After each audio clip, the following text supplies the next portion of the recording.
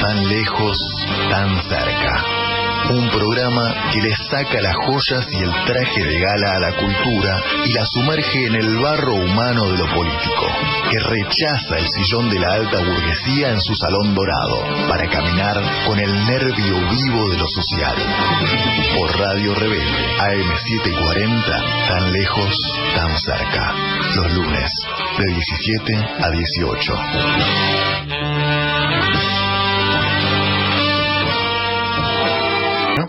Buenas tardes, arrancamos con el 10º programa de Tan Lejos, Tan Cerca.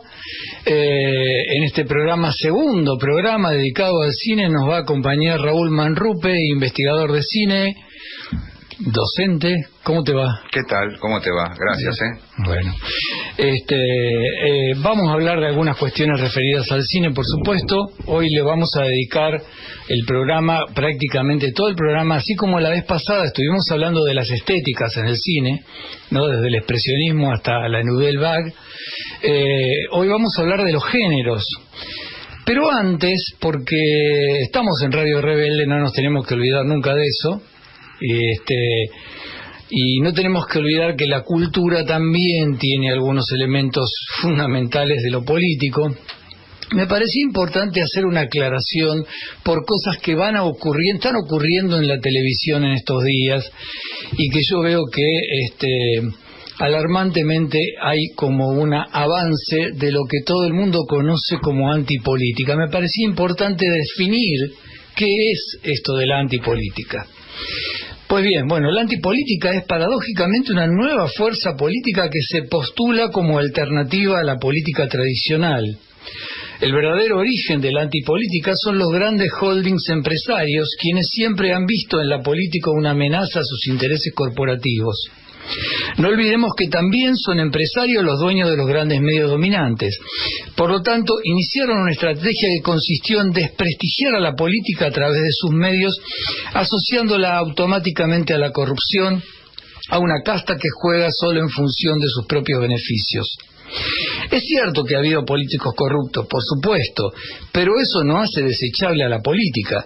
Si no comprendemos que la política, con todas sus contradicciones y deficiencias, es la única herramienta posible para mejorar la calidad de vida de las grandes mayorías, no entendimos el tablero geopolítico actual, y que tendremos los políticos que nos merezcamos en la medida en que nos activemos como ciudadanos críticos y responsables.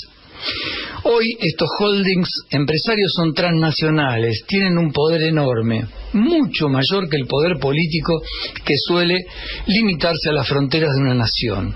Una vez desacreditada la política, se eligen referentes que pueden generar una fuerte impresión en las masas y se las convence de que allí está su salvación. Así nacen, por ejemplo, los movimientos libertarios.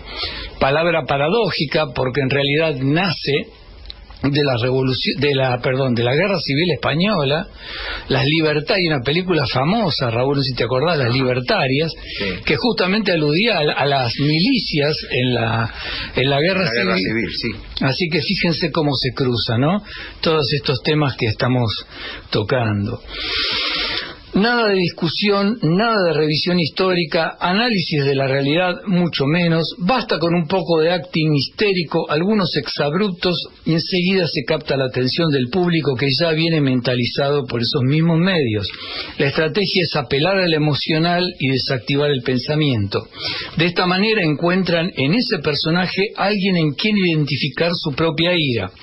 Elegido por los poderes reales para tales representaciones, actúa como una aparente fuerza rebelde, palabra que obviamente nos convoca, que viene a sanear la política. En realidad viene a hacer los deberes que esos empresarios le indicaron: destruir todos los derechos conquistados gracias a la política, así como también la cultura de la política misma. Resultado: viviremos en democracias formularias, donde lo único que haremos será votar cada 2 años por aquellos candidatos que ya hayan sido determinados por estos poderes empresarios, quienes por supuesto garantizan la continuidad y profundización de sus propios intereses. El objetivo final, seguir profundizando la transferencia de ingresos de quienes menos tienen a quienes ya son multimillonarios. En resumen, vaciar el sentido de la democracia para convertirla en una seocracia tecnológica. Bueno, creo que ha sido suficientemente. Sí, muy bien. Claro. Bueno, Raúl, a ver, un poco ¿cuál es tu perspectiva? ¿Qué sentís que está pasando en estos días o en estos últimos años con el cine argentino? Así. Sí, mira, bueno, en primer lugar, gracias por invitar. En segundo lugar, mira, el cine, antes de la pandemia, ya se planteaban estos problemas, digamos, el cine argentino y mundial, digamos, ¿no? Sí. El cine fuera de Hollywood, digamos, que Hollywood es el poder hegemónico, digamos, siempre eso se olvida, ¿no? Siempre se dice, no, es a nivel, como se llama, ideológico. No, sobre todo a nivel económico, lo cual después constituye algo ideológico, ¿no? Pero lo principal es lo económico. La gente no tiene una idea de esto. Y el cine es un arte muy caro. Totalmente, ¿no? Entonces, eso... Sí, Buñuel decía algo así, ¿no? Dice que eso se mueve mucha plata y se suele ir por caminos que ya están trazados. Dice, ir por otros caminos puede ser peligroso, decía, ¿no? Y él, ¿cómo se llama? El cine argentino... con su gran producción y también que es una industria cultural, me gusta decir eso porque ocupa a mucha gente, pues, ciertos discursos pueden decir, y el cine, ¿quién lo hace? Es un juguete de niño rico, no sé, pero cada película moviliza a un montón de gente.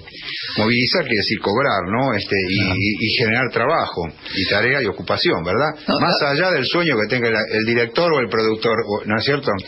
La pregunta viene más que nada orientada a ciertas reclamos acerca de las políticas del Inca. Y es un tema problemático ese en el cual ya hace años, yo otra vez leía de un libro también, ya que estamos en lo mismo, que hablaba de México, y era de un libro del 2010, y decía que ya hacía años que las mayors y las presiones del lobby del cine norteamericano era para evitar que prosperaran los fondos de fomento en el cine mexicano. Decía exactamente lo mismo que lo que pasa acá. Siempre es así. Si se produce más cine en un país emergente o no hegemónico, eso le quita pantalla a las películas que vienen de allá. Ese es el tema, ¿no? Entonces lo van a tratar de evitar siempre. Y esto de que caduque todo eso, dentro de lo cual también caen las bibliotecas populares como la CONAVID, ¿no? El Instituto del Teatro, de la Música, es muy grave porque se quiere vender ese discurso de, sí, yo hice algo y no necesité plata de nadie. No, son actividades que necesitan mucho dinero para hacer, en el cual aunque seas Tom Cruise, que hace una película y la produce él, también necesita la guita afuera, por más que sea un millonario el que la hace. Y si estamos hablando de producciones en Estados Unidos de $10 millones para arriba. Claro. Acá nos arreglamos con 800.000 o con un poquito menos también. Pero a mí me gusta decir esto también, aunque sea un video minuto, ¿no? Siempre está presente el dinero, ¿no? En el cine. Entonces, eso es muy grave, digamos, y bueno, ahora parece que se está... con la ley Carro, digamos, lo que sea, ¿no? Para ver si se prorroga, digamos, porque también hay un montón de cosas, ¿no? Se quería prorrogar a perpetuidad, dice, es mucho más endeble eso, porque algún día alguien dice, ¿cómo a perpetuidad? Lo sacamos ya, ¿no? Entonces hay que hacer por 50 años más. No, claro. Es muy lamentable porque, de hecho, con un colega hicimos un ciclo sobre el nuevo cine argentino, donde había algunos, Lexman, por ejemplo, me acuerdo de Rapado, fundamentalmente que Israel Adrián Caetano, que en realidad no es argentino, es uruguayo, pero que ha filmado todo acá y que, bueno, yo he analizado varias veces una extraordinaria película de él que se llama Un oso rojo. Sí, buenísimo. Y otras experiencias, qué sé yo, tipos tan raros como Esteban Sapir, por ejemplo, que a mí me fascina, ¿no? Es una película La Antena, que es un homenaje a Metrópoli, ¿no? Para quienes sabemos de cine, sabemos de qué estamos hablando. Es un gran director de fotografía que hizo dirigió ese largometraje, ¿verdad? Sí. Es una estética bárbara. No, y también es el tema de expresión. Mientras más se puede hacer, es como decir, bueno, mientras más programas de radio haya, va a subir la calidad de eso. Claro. ¿no? Entonces, Sí, mientras más se filme, va a subir la calidad de eso. La presión de la cantidad hacia la calidad. Y aparte, bueno, ya te digo, incluyendo un montón de gente, desde la primera figura hasta el que alquila un cajón con melones que salen en la película, es alguien que va a cobrar por eso, digamos, ¿no? Entonces se genera un montón de trabajo. Y ni hablar a nivel identidad, pertenencia, marca Argentina, marca país, un montón de cosas, ¿no? Igual hay ejemplos que son realmente encomiables, ¿no? Me acuerdo de Robert Rodríguez y el Mariachi, que le costó menos de $20.000. Sí. Y fue una película mucho mejor que después las que hizo por cientos de millones de dólares en Estados Unidos. Con lo cual quiere decir que no todo se resuelve. El otro ejemplo extraordinario y ya clásico es el de Orson Welles con Otelo, ¿no? Que se quedó sin un centavo y tuvo que alquilarles las batas para el baño turco. Sí, de nuevo. Es la única plata que le queda. Sí, son hechas con mucho sacrificio, filmar a lo largo de los años, ¿no? Pero sí, se suele vender eso. Ya veíamos el otro día también una participación de Patricia Bullrich, que también decía no puede ser, dice qué sé yo, ¿no? Estoy a favor de la cultura, pero no todo eso. Sí, pero así. Quiero que filme nada más que Campanella, claro, que hace porque también sus ojos, que tiene plata y también el resto ese que se muere, ¿no? que generaba también dentro de la industria de quienes antes eran los únicos que dirigían, porque ahora, bueno, afortunadamente desde hace unos 20 años para acá hay una mayor democratización del cine, digamos, y puede acceder no a la exhibición, pero sí a producir una obra audiovisual con mucho menos dinero. Entonces los que antes eran los únicos 5 o 6 de las 10 películas que se filmaban por año, bueno, esos quisieran capitalizar. Por algo pasó eso también con Puenzo, digamos, ¿no? Claro. Porque de repente se subía el costo medio de la película para dar se quería subir el costo medio de la película de 26 millones a 96 millones. Bueno. Entonces ya con eso aplicaba no para los que necesitaban, sino para los que ya firmaban una superproducción. Claro, por supuesto.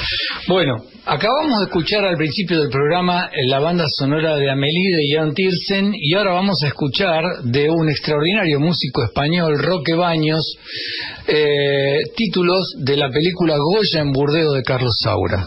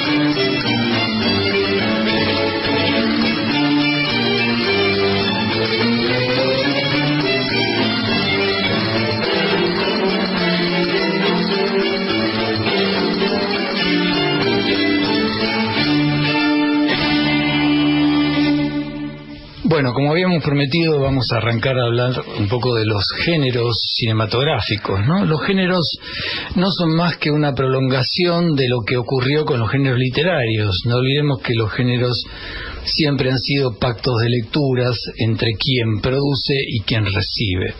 En el cine, los géneros aportan las fórmulas que rigen a la producción, constituyen las estructuras que define a cada uno de los textos fílmicos. Las interpretaciones de las películas de género dependen directamente de las expectativas del público respecto al género. La palabra género abarca por sí solo todos estos aspectos. Los géneros ejercen una función concreta en la economía global del cine. Economía propuesta por una industria, una necesidad social de producción de mensajes, un gran número de espectadores y un conjunto de prácticas significativas. Implica abiertamente a todos los aspectos de esta economía. El término género puede ser pensado como complejo múltiple de significados, tales como el género como esquema básico o fórmula que precede, programa y configura la producción de la industria, como estructura o entramado formal sobre el que se construyen las películas, el género como etiqueta o el nombre de una categoría fundamental para las decisiones y comunicados de distribuidoras y exhibidores, y como contrato o posición del espectador que toda película de género exige. La imagen primordial en la crítica de géneros es un triángulo compuesto por el artista, la película y el público. Los géneros se pueden definir como patrones, fórmulas, estilos, estructuras que trascienden a las propias películas y verifican su construcción por parte del director y su lectura por parte del espectador. Ahora bien, en el caso de una película que responde a los múltiples requerimientos del género, pero se atrinchera en defensa de su estilo singular, estamos ante un objeto estético que aún perteneciendo a una clave genérica, es capaz de sostenerse en su singularidad, trascendiendo la lógica del género y obligando a la crítica a reconocer esa diferencia.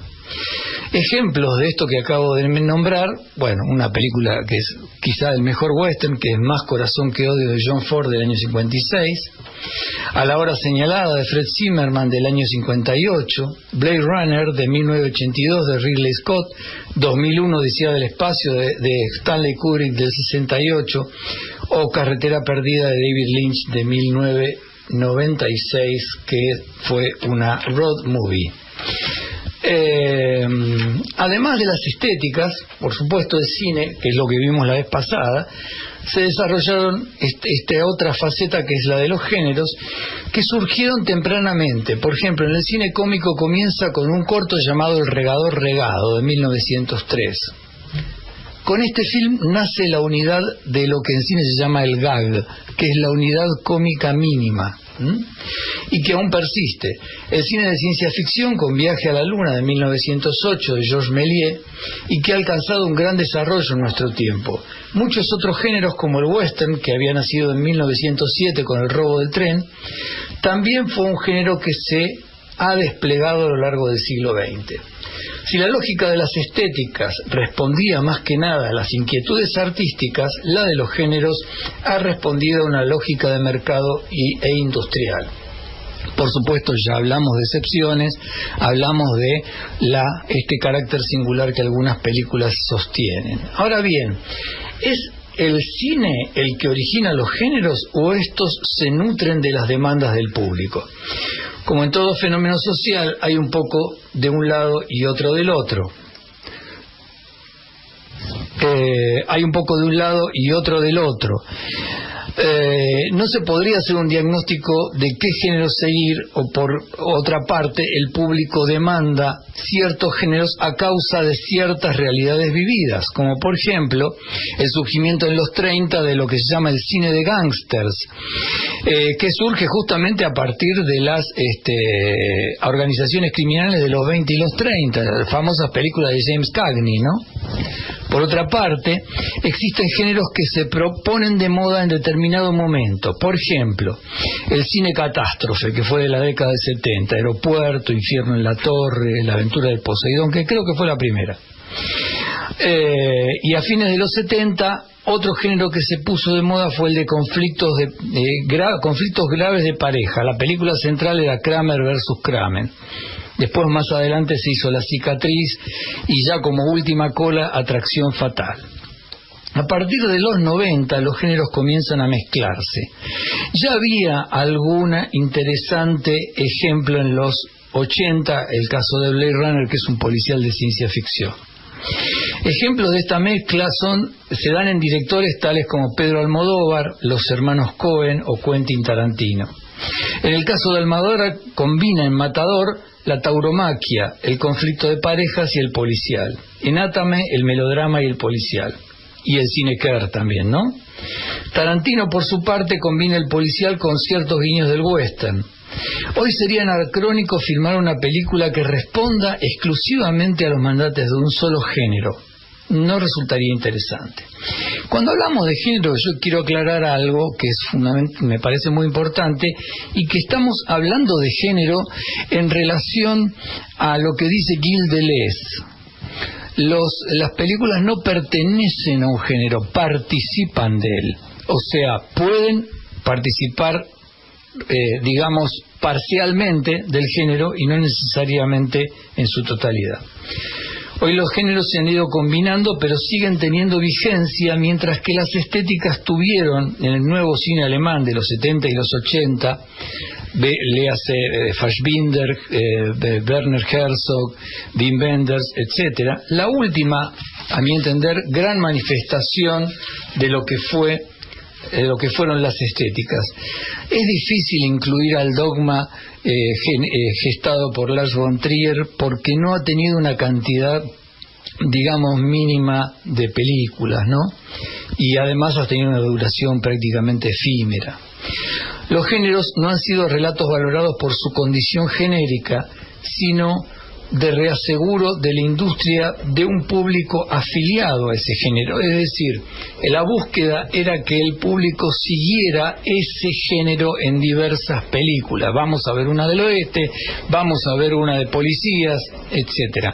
Es muy distinto, y acá introduzco el concepto de estético, a decir vamos a ver una de Almodóvar, vamos a ver una de David Lynch o de los Coen.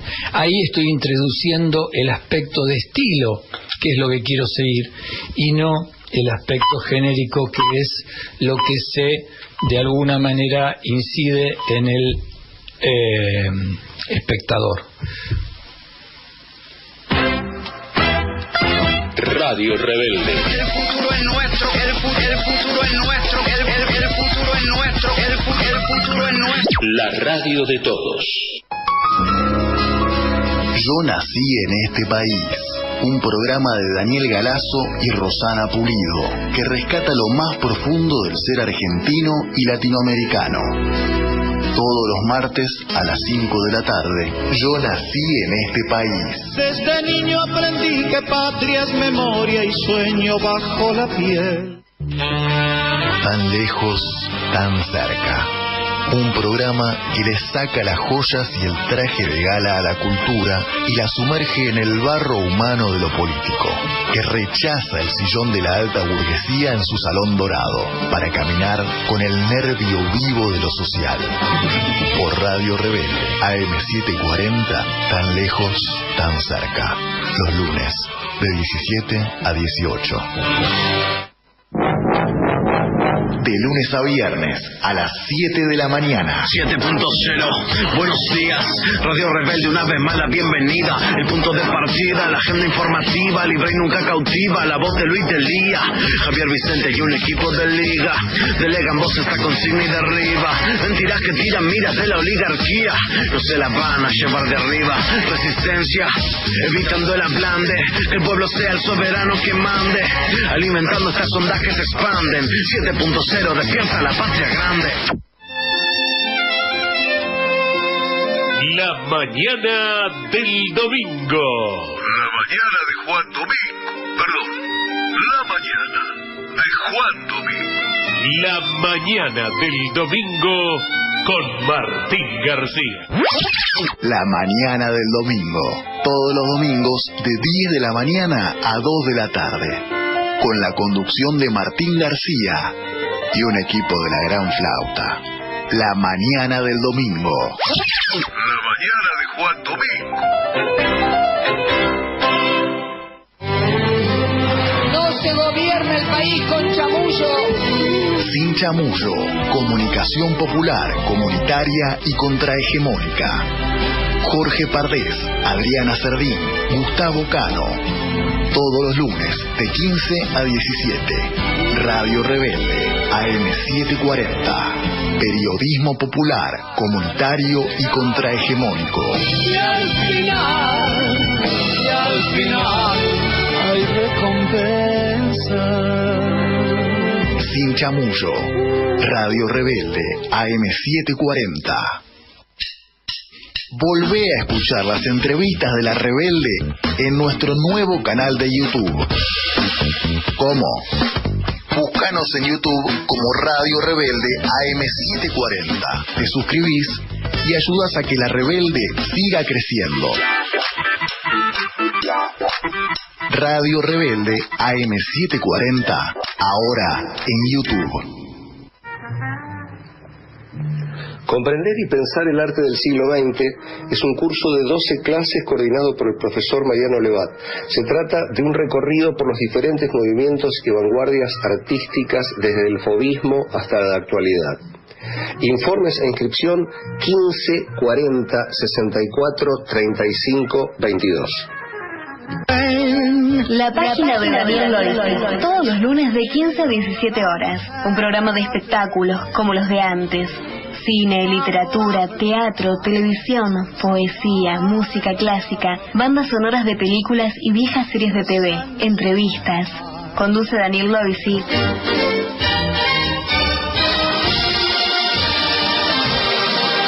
Clases de yoga y yogaterapia, grupales e individuales en forma online y presencial en espacio de yoga en zona Villa Crespo, Ramírez de Velasco y Juan B. Justo. Para más información, comunicarse con Alejandra Larraza al 116 154 3487.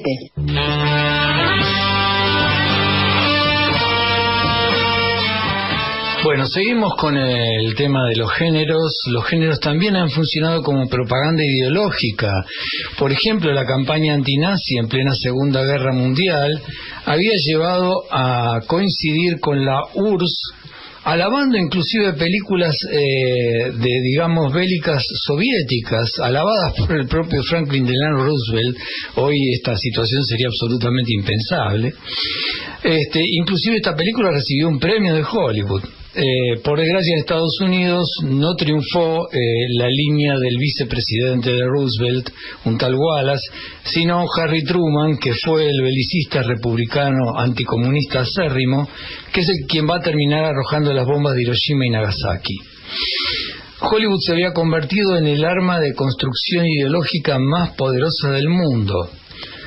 Los géneros han cumplido varias funciones en lo social. Por ejemplo, el famoso cine de Peplum, que léase cine de romanos o de la antigüedad en general, no tiene que ver con lo histórico, sino con una construcción épica que responde ideológicamente al héroe individual y cuyas líneas o notas son claramente metafóricas. Si ustedes vuelven a ver, por ejemplo, Gladiador, se van a encontrar que es una película pro Bush, que tiene todos los condimentos de esa película.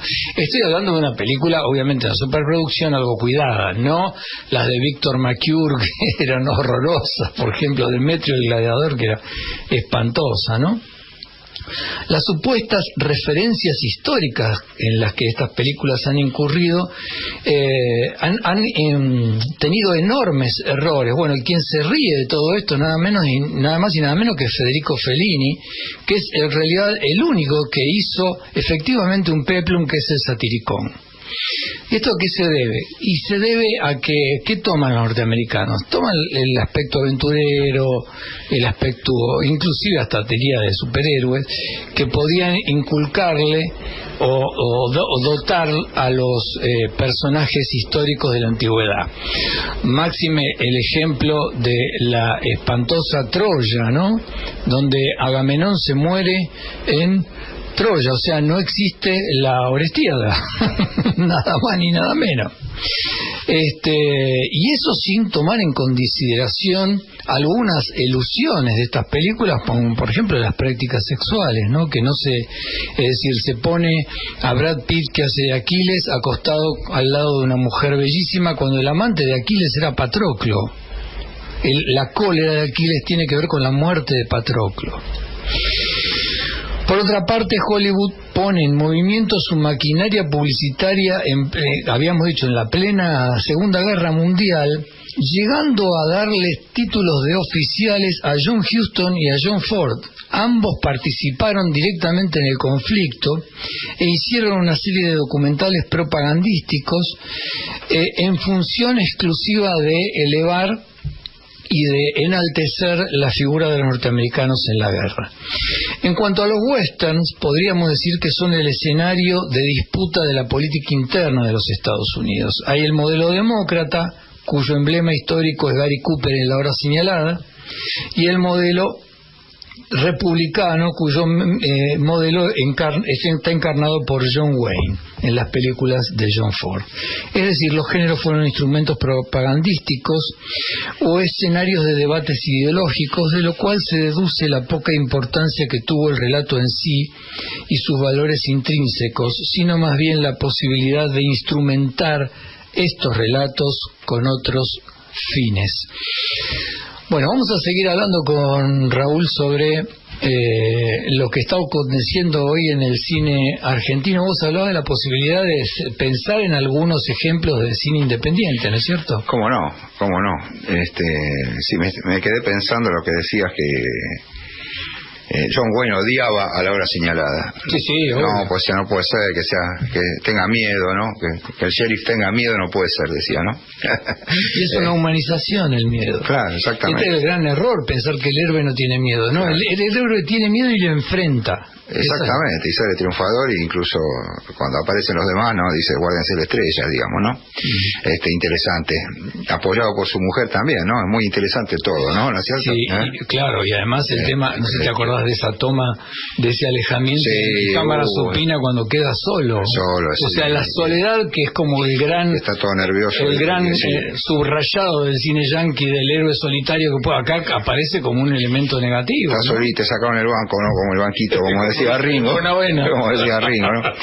No, decíamos el tema del independiente, ¿no? Vamos a hablar... vos decías independiente, Raúl Perrone, digamos, ¿no? Raúl Perrone, que vive en Ituzaingó, que filma en Ituzaingó desde hace años. Él comenzó siendo dibujante, ¿no? En diarios y todo eso. También muy relacionado con el rock. Me acuerdo que tiene un libro sobre caricaturas del tema del rock and roll. Y allá por los años 90, comienzo de los 90, empezó a filmar. Y era realmente a veces en chiste cuando decían, hablan de cine independiente, y ¿independiente de qué? Dice él, ¿no? Y él sí que hace un cine independiente. Y muy se puede decir cualquier cosa de sus películas, menos que no son consecuente, no se puede decir eso, tiene una coherencia muy grande a lo largo de su historia, y siempre se renueva, y es como si estuviera inventando el cine o descubriendo el cine, ¿no? Recién terminó el Bafisi, que es Festival de Buenos Aires de Cine Independiente, decía, ¿independiente de qué? Donde su película, Sean Eternes, digamos, alude al, ¿cómo se llama?, al fragmento del himno, por supuesto que en un momento dado alguien toca en una feria, al aire libre, en un parque en Ituzaingó, que ganó el premio al mejor largometraje. Mirá. Y la verdad que es una película, te cuento una anécdota. Una vez en otro Bafisi que él pasó, creo que a Los Próximos Pasados, o no me acuerdo, no, Los Próximos Pasados es otra película que es de otra directora, Los Actos Cotidianos, quise decir. Y cuando terminó, hubo una mesa, una consulta del público hablando, y alguien le dijo, ¿cómo logró que cuenten sus problemas los que actúan? Y él dice, bueno, no lo cuentan, dice, son actores que están interpretando un rol, Y dice, ¿cómo logró que hablaran de que se estaban por separar? Dice, no se estaban por separar. Lo que pasa que él trabaja con la gente del barrio, sus familiares o lo que sea, y los coachea o los dirige de alguna determinada manera, y son tan auténticos esos personajes, ¿no? Mucho más que en el Marquinal, por decir un caso de una ficción, ¿cómo se llama?, exitosa. Que es lo que es un déficit la dirección de actores en Argentina también. Claro, y algunos decían entonces, obviamente, dice, no, es una ficción, no es un documental, ¿no? Y en esta, sin embargo, en Sean Eternes, muestra de alguna manera muchas cosas. La anécdota del argumento puede ser irrelevante o no, siempre con la problemática de las condiciones puestas, la explotación, muchas cosas así, pero te puede quedarse varios minutos de fotografía subacuática, filmando los cuerpos abajo del agua. Ajá. O con un dron también. Un dron, ¿qué se puede hacer? No, bueno, un dron y siguiendo a unos chicos corriendo por un camino, ¿no? Uh-huh. A una altura muy considerable, y hace cosas que son muy cercanas a la poesía. Qué bueno. Y él está permanentemente inventándose, ¿no? Esas cosas, es blanco y negro como sus últimas películas, pero de repente hay alguna parte que es color, sorpresivamente. Recordemos una linda experiencia. Recordemos un poco que hubo un famoso debate entre Pier Paolo Pasolini y este otro director francés que no me acuerdo, que hablaban sobre cine poesía y cine prosa. Ah, sí, claro. Escrito un libro. Y Pasolini era defensor del cine poesía, y hay dos ejemplos extraordinarios. Una es Edipo Rey, y la otra película donde aparece esta dimensión también es un mediometraje que se llama La Ricota, ¿no? O sea, esta cuestión de... Sí, con Orson Welles. Sí, trabaja. Trabaja Orson Welles. Sí. No me acuerdo del otro director. Era Robopac, la película. Eric Romer. Sí. La película completa se llama Robopac porque era Rossellini, Godard, Pasolini y Gregoretti. Sí, ahí está. Qué bueno. Bueno, volviendo un poquito con el tema de los géneros, hoy los géneros sirven del centro de la escena para vehiculizar, yo diría, hasta la saturación de películas que solamente presentan superhéroes. Vuelve a aparecer ahora un ejemplo de Doctor Strange y demás. O sea, no sé qué cantidad de Batman se han hecho, el Hombre Araña también, se han hecho un montón de películas. Lo cierto es que da la sensación de que no hay ideas nuevas, no hay, es muy difícil encontrar algún nuevo una concepción nueva en lo que se filma. Por supuesto, como siempre digo, hay excepciones, pero la verdad es que también los géneros están mostrando una profunda crisis, ¿no? Habida cuenta de que, por ejemplo, entre el año 40 y el año 58 tuvimos el cine negro, que prácticamente marcó, dicho sea de paso, cine continuador de lo que fue el expresionismo alemán, ¿no? Para muchos. No es casualidad que uno de los pivotes de esa continuidad la hizo el propio Fritz Lang, que se había mudado de Alemania a Estados Unidos. Para marcar un poco los hitos, o sea, los puntos límites de este género, El halcón maltés del año 40 de John Huston y Set de Mal o Touch of Evil del año 58 de Orson Welles, ¿no? Una de sus mejores películas. Inclusive hay algunos que dicen que es mejor Touch of Evil que El Ciudadano. Yo no soy de ese equipo. Después, bueno, tenemos el caso de la ciencia ficción, que también nace con el expresionismo alemán. Metrópolis, estoy hablando de la mayoría de edad de la ciencia ficción, y hasta el día de hoy sigue siendo uno de los géneros más prolíficos y que ha dado productos como Interestelar o The Arrival de Gilles Villeneuve, que es un directorazo y que realmente se cruza de una manera impresionante con la cuestión filosófica, ¿no? Siempre anticipando cosas, ¿no?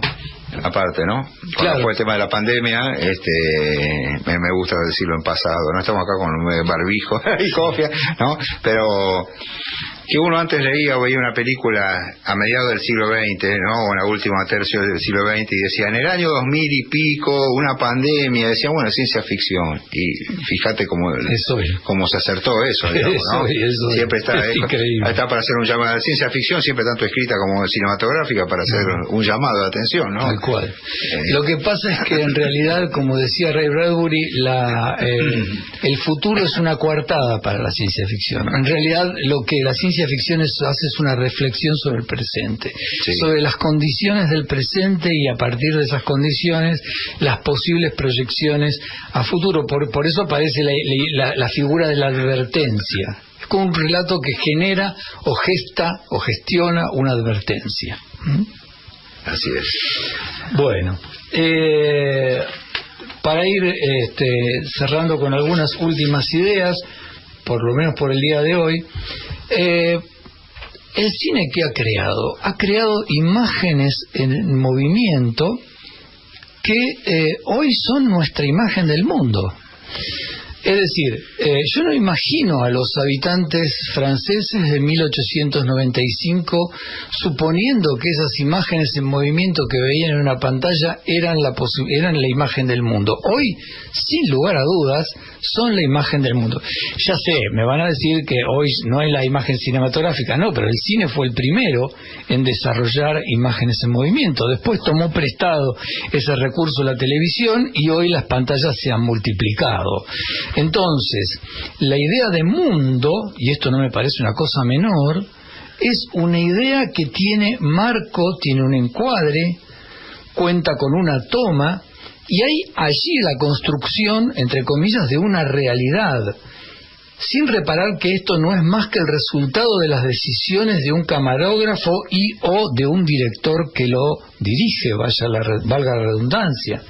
De aquí proviene la complejidad de nuestro mundo actual. Por otra parte, gracias a 6 imágenes, para no pensar que todo esto es negativo, podemos ver forma de vida exótica, costumbres que no conoceríamos de otra manera, artes, manifestaciones artísticas, formas cotidianas que de otra manera no nos serían asequibles. Es decir, nos está construyendo un aquí y ahora, una presencia sucedánea a la de la experiencia directa. Las posibilidades, por supuesto, de manipulación de estas imágenes, como lo sabemos bien, no tienen límite, y los grandes medios masivos de comunicación lo saben perfectamente. ¿Dónde se produce de alguna manera esta suerte de cambio? Si bien ya había, quiero aclarar, existían noticieros en el cine, la gente iba al cine, veía el noticiero y después venía, por ahí venía, inclusive habían variedades en vivo en algunos cines y después venía la película. Cuando se produce el traspaso de la imagen de movimiento del cine a la TV, y las primeras experiencias de cine, ¿qué fueron? Películas. Entre otras, se proyectaron El Ciudadano Kane, bueno, algunas famosas películas, funciones de ópera también, ¿no? Pero en realidad la TV ya es un fabuloso negocio, nada tiene que ver con el arte. Y como decía el propio Orson Welles cuando se le preguntó sobre la televisión, vamos a hacer un programa dedicado a la televisión dice son las publicidades y en el medio van los programas. O sea, lo más importante es la publicidad. Y yo siempre digo, nunca pierdan de vista, en la televisión somos vendidos. Las audiencias se venden, y más que nada ahora que existe la cuestión on demand y demás, las audiencias son las que son vendidas. Por lo tanto, ese último rescoldo, ese último resquicio de cine como imagen-arte, habría que recomendar un libro de Regis Debray, el compañero del Che Guevara, que se llama Vida y muerte de la imagen, y el tipo dice que la imagen pasa por 3 etapas: la imagen religiosa, la imagen artística y la imagen económica. Hoy estamos sumergidos en la imagen económica y no queda resto ya para la imagen artística, ¿no? Por eso es que las imágenes han entrado en una suerte de repertorio cerrado y es difícil imaginar otras imágenes. ¿Qué sé yo? Yo recuerdo algunas tomas o algunas escenas de alguna película de Herzog o de Muerte en Venecia que realmente son imágenes artísticas. Hablando de los 70 y los 80, que Godard dice que a partir de los 80 el cine se muere, lo que vemos hoy ya es una cosa distinta. Y que por supuesto este sería el punto de reflexión. El cine que hoy estamos viendo, y con esto vamos a ir cerrando, ¿no es un cine que ha recibido demasiada influencia de la televisión? Por supuesto, ¿no? Nutre y se nutre, ¿no? Pero hoy por hoy, en el cual el cine está en una gran incógnita que no se sabe dónde va a terminar. Repito, antes de la pandemia incluso ya se pensaba esto, ¿no? Sí. En el cual podemos ver una película en un celular, en un sitio ruso donde la suben, ¿no es cierto? Un montón de cosas que se escapan a ese poderío, digamos, que se pretende tener de las imágenes, en el cual hubo grandes revoluciones como fueron el sonido y lo digital, que implicaron que se equiparan todas las salas del mundo. Si no, no podés pasar, ¿no? Batman, ¿no es cierto? En Jujuy o en Alaska no podés pasar Batman si no tenés el equipo, ¿no? Entonces, un tipo que filma hoy tiene que hacer el pasaje del formato que filma a el digital que maneja el cine, que no conozco la extensión, pero sé por un amigo que es documentalista y le sale una punta de manga. Hacer el SP y todo eso, claro. Cerca de 800.000 pesos sale ese pasaje, o sea, eso es un sistema también de exclusión, ¿no? Sí, sistema de exclusión, que en su momento, bueno, si se pudo lograr fue por crédito del Banco Mundial, eso no se sabe para nada, para equipar a todas las salas, ¿no? Y la gente desapareció el fílmico. La gente piensa que son dos rollos como en Cinema Paraíso, ¿no? Digamos, una cosa así, pero eso ya no existe más hace tiempo, digamos, ¿no? Claro, eso bastante. Y la sala de, no sé, de cualquier parte del mundo que quiera pasar la película, le dan un código, y el día que esa película la quieren bajar, le cambian ese código y ya no la puede pasar más, digamos, ¿no? Claro. Tiene que devolver el disco, pero no es que queda la película pirada por ahí, ¿no? Entonces, el cine en general, por otro lado la gente trata de ver la TV, que ya no existe más, digamos, de alguna manera, es como una especie de monitor que está para poder ver algo que lo tenés en el celular, a lo mejor, ¿no? Es toda una crisis muy grande que hay entre todo eso que se ha ido multiplicando, diseminando. A la vez lo que son las redes, ¿no? En el que a lo mejor nosotros estamos hablando ahora y seguro que yo ahora prendo el celular y me dice Radio Rebelde, no sé qué cosa, ¿no? En un banner de Radio Rebelde, o algo que diga Orson Welles, sus mejores películas, no sé. O sea, hay un espionaje gigantesco de eso, ¿no? Un control muy grande de eso. Así que yo creo que como tantas otras cosas, no se sabe dónde va a ir. La TV, bueno, ya sabemos que está en la lona mal, ¿no? En el peor momento, claro. Bueno, gracias Raúl, vamos a hablar. Un gusto. Vamos a recordar los mensajes, obviamente ya no para este programa, sino para el próximo, y hacer una aclaración. A partir del lunes que viene enganchamos un nuevo horario que va a ser de 18 a 19 horas, así que espero que puedan estar siguiendo tan lejos, tan cerca en ese nuevo horario. El teléfono es 11 26 90 8496. Paso a leer un agradecimiento y un mensaje del programa pasado. César de Montechingolo recomendó el programa Filmoteca, así que es un programa histórico de la TV pública. Afortunadamente no lo han tocado pese a que han pasado las gestiones.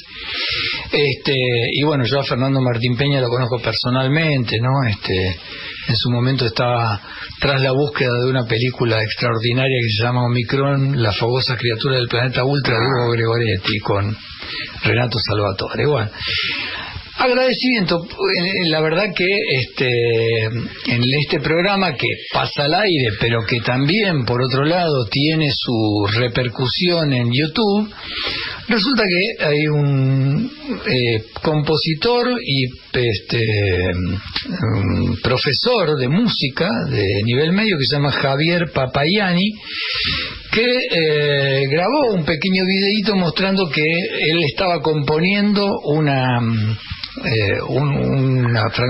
obra musical a partir de un comentario que hice yo acerca de los soundtracks, que dicho sea de paso vamos a terminar también con un soundtrack, que en el soundtrack la música se ve. Esta frase a él le disparó algo, lo que convinimos en algo, que cuando él logre producir un cierre de esa composición, que me la va a mandar y por supuesto la vamos a pasar al aire sin ninguna duda. Bien, vamos a cerrar este programa con la famosa banda sonora que me costó mucho conseguir de Juan Moreira, película extraordinaria, una de las mejores películas de cine argentino de Leonardo Fabio en 1973, la música a cargo de Luis María Sierra, y con esto nos despedimos hasta el próximo lunes a las 18 horas. But you were too busy looking into